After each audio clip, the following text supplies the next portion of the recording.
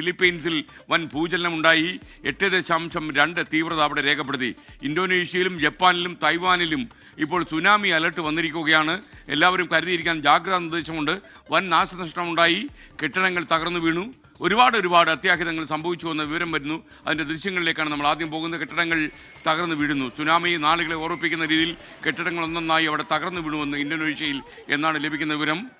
US geological സർവേയുടെ കണക്കുകൾ പ്രകാരം റിക്ടർ സ്കെയിലിൽ 7.8 തീവ്രത രേഖപ്പെടുത്തിയ അതിശക്തമായ ഭൂചലനമാണ് ഉണ്ടായിരിക്കുന്നത്.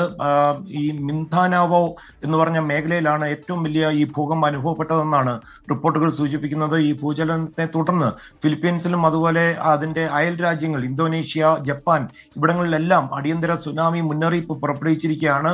ഈ തീരദേശങ്ങളിലൊക്കെ കഴിയുന്ന ജനങ്ങളോട് അടിയന്തരമായി ഉയർന്ന പ്രദേശങ്ങളിലേക്ക് മാറുവാനുള്ള നിർദ്ദേശം നൽകിയിട്ടുണ്ട്. രാവിലെ 7:30 ഫിലിപ്പീൻസിലെ ഈ മിന്ദനാവോ ദ്വീപിനെ പിടിച്ചുകുലുക്കിയ ഈ ഭൂചലനം ഉണ്ടാകുന്നത്. മിന്ദനാവോ ദ്വീപിന്റെ തെക്കേ അറ്റത്ത് അവിടെ ഒരു സാന്റോസ് പട്ടണത്തിൽ അവിടെയാണ് ഇതിന്റെ പ്രഭവ കേന്ദ്രമെന്നാണ് ഇപ്പോൾ ലഭിക്കുന്ന റിപ്പോർട്ടുകൾ. ഭൂമിയുടെ പ്രതലത്തിൽ നിന്ന് ഏകദേശം 35 കിലോമീറ്റർ ആഴത്തിലായിട്ടാണ് ഈ ഭൂചലനം രൂപപ്പെട്ടത്.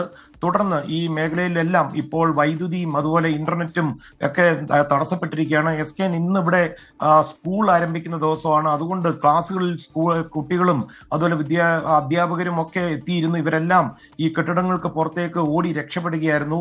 ഈ മേഖലയിൽ ഇനിയും വൻ സുനാമി തിരമാലകൾക്ക് സാധ്യതയുണ്ടെന്നുള്ള മുന്നറിയിപ്പ് ഫിലിപ്പീൻസിന്റെ കാലാവസ്ഥാ നിരീക്ഷണ കേന്ദ്രങ്ങൾ കൊടുത്തിട്ടുണ്ട്.